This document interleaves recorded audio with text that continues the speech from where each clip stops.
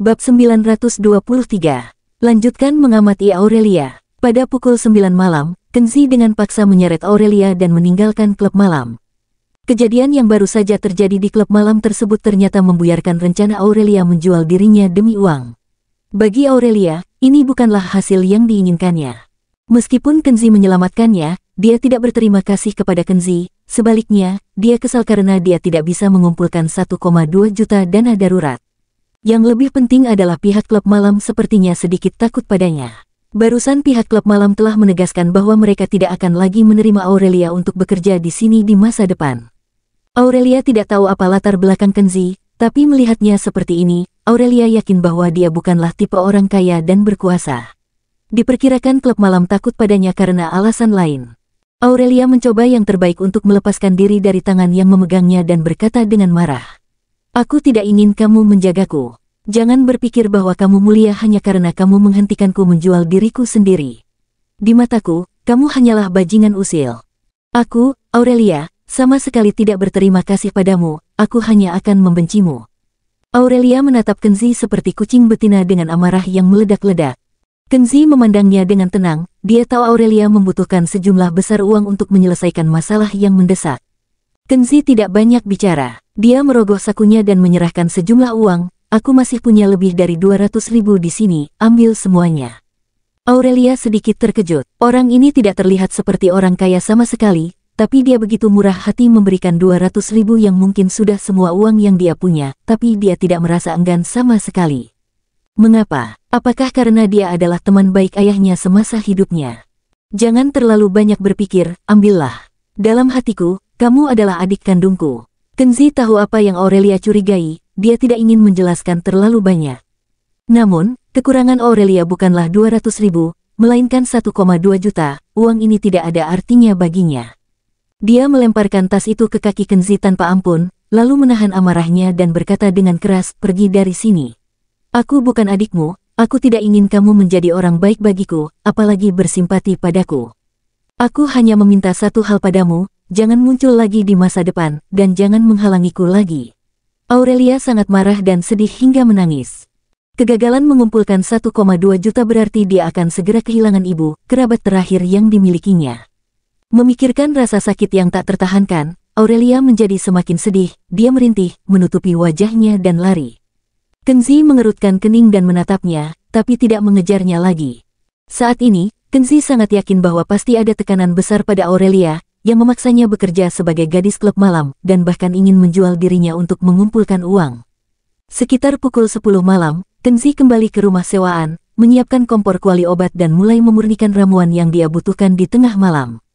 Ketika dia datang ke ibu kota, tugas terpentingnya adalah menyelinap ke kompleks militer, diam-diam menghubungi ayahnya yang belum pernah dia temui sebelumnya, mencari tahu apa yang terjadi pada pria itu, serta menemukan cara untuk memecahkan masalah Alpas kuat yang memburu ibunya.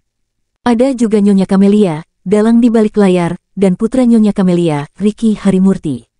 Jika memungkinkan, Kenzi ingin membunuh ibu dan putranya itu. Namun beberapa intuisi mengatakan kepadanya bahwa kesulitan saat ini tidak dapat diselesaikan hanya dengan membunuh dua orang.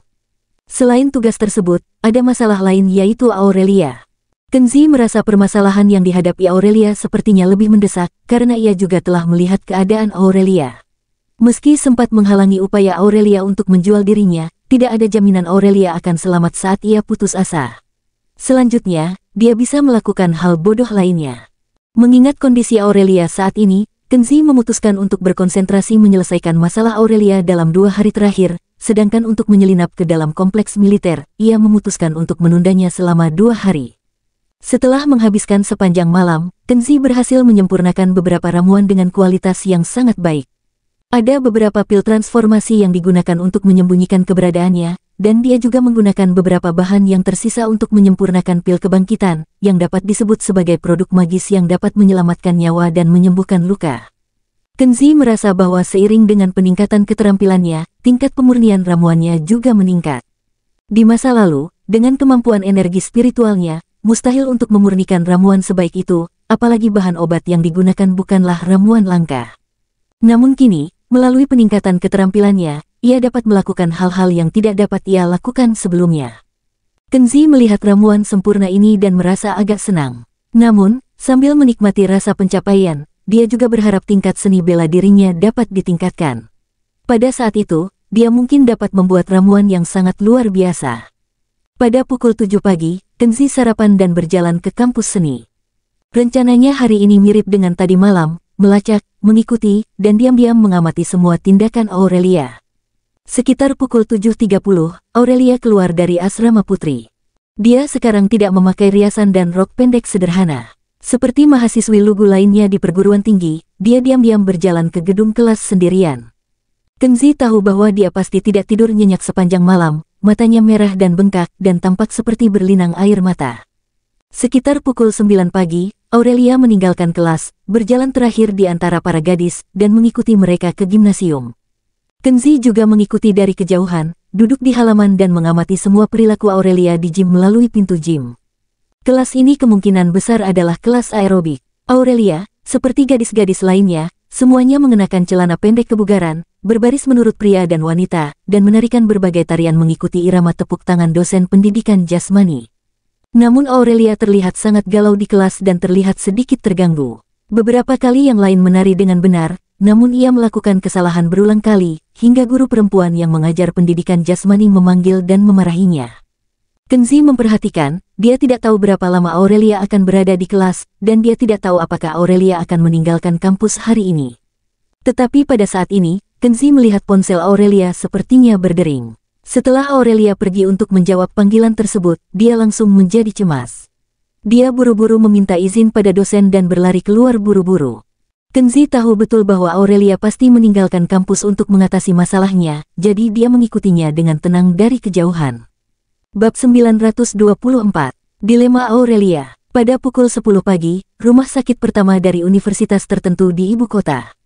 Setelah Aurelia turun dari taksi, dia langsung menuju gedung rawat inap dan mendatangi bangsal onkologi tempat ibunya berada. Dia baru saja menerima telepon dari seseorang keluarga pasien yang memberitahukan bahwa sesuatu telah terjadi pada ibunya, jadi dia bergegas ke sana dengan panik.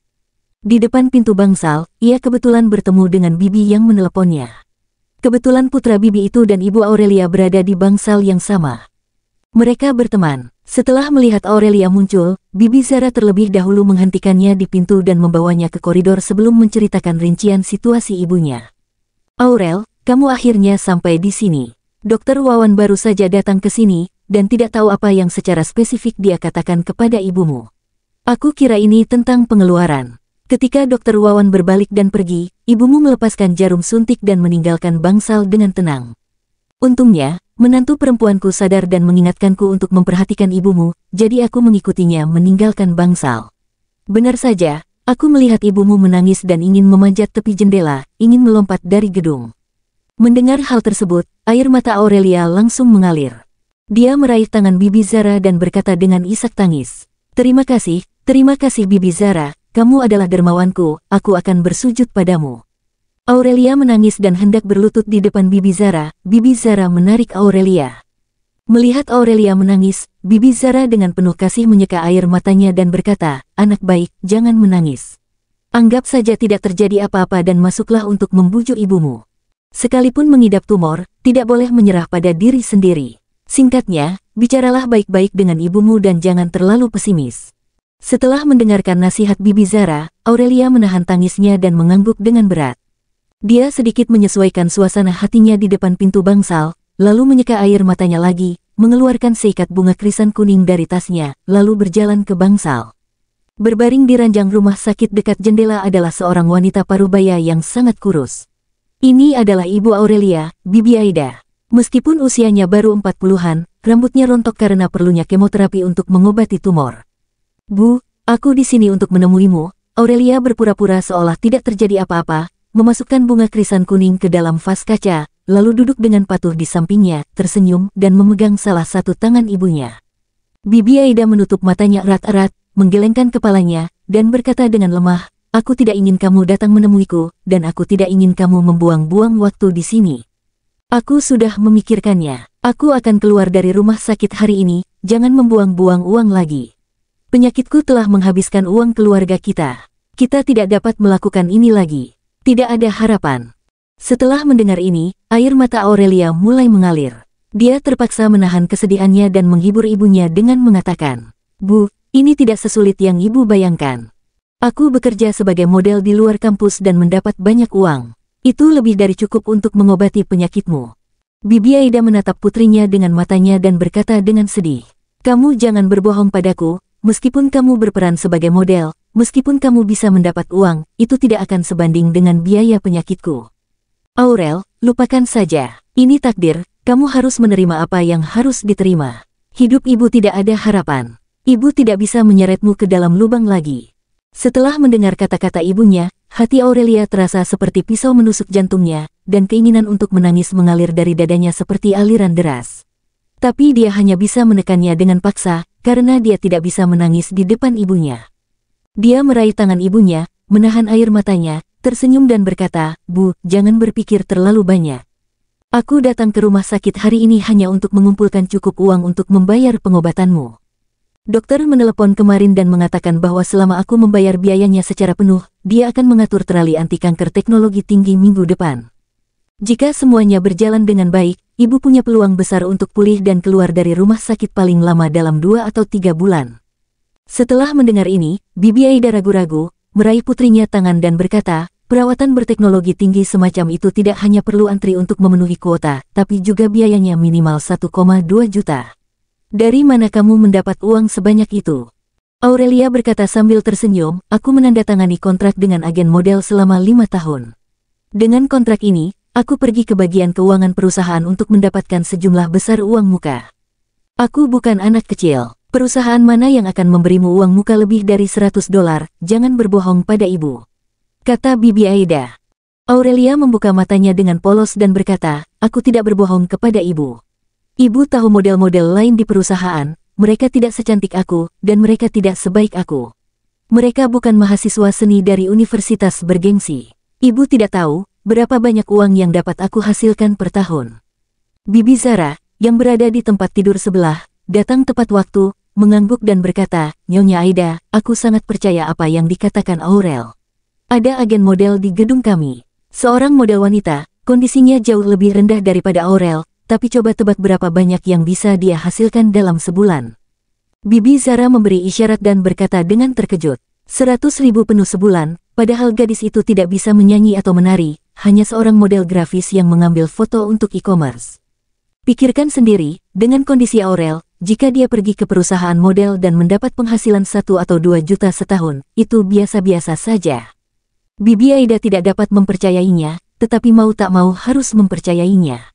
Dia memandang Bibi Zara dan kemudian pada putrinya. Aurelia mengangguk berat dan berkata, "Baguslah. Bu, istirahatlah dengan tenang dan memulihkan diri. Aku tidak berbohong kepadamu. Aku akan mencari Dokter Wawan dan membayar biayanya." Melihat putrinya telah mengambil berinisiatif untuk menyebutkan pembayaran biayanya, Bibi Aida, meskipun dia masih punya keraguan di hatinya, pada akhirnya harus percaya. Melihat ibunya sudah stabil, Aurelia tidak tinggal lama. Dia berdiri dan berkata, "Bu, kamu berbaring dulu. Dokter Wawan dan aku sudah membuat janji. Aku akan pergi menemuinya." Ada ruang air panas di seberang bangsal. Di dalamnya, Kenzi melihat Aurelia keluar dari bangsal dan berjalan menuju lift. Dia sekarang mengerti bahwa alasan Aurelia menjual dirinya untuk mendapatkan 1,2 juta adalah karena dia ingin menyerahkannya ke rumah sakit untuk mendapatkan apa yang disebut terapi anti kanker berteknologi tinggi untuk ibunya. Kenzi tidak yakin apakah terapi anti kanker berteknologi tinggi itu efektif, tetapi Kenzi tahu betul satu hal, Aurelia berada di ujung tanduk, dia tidak mampu membayar 1,2 juta. Kenzi melihat Aurelia berjalan kembali di depan koridor, berpikir sejenak dan tidak mengganggunya.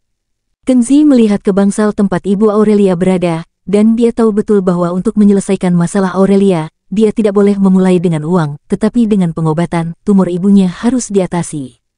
Hal semacam ini adalah profesi lama Kenzi, dia tidak menganggap ini terlalu sulit. Namun, satu-satunya kesulitan ini adalah rumah sakit, dia bukan seorang dokter, dan dia tidak mengenal ibu Aurelia. Jika dia pergi ke sana dengan sembarangan, apa yang harus dia lakukan jika ibu Aurelia tidak mempercayainya, menolak menerima pengobatan, dan bahkan menganggap dirinya pembohong?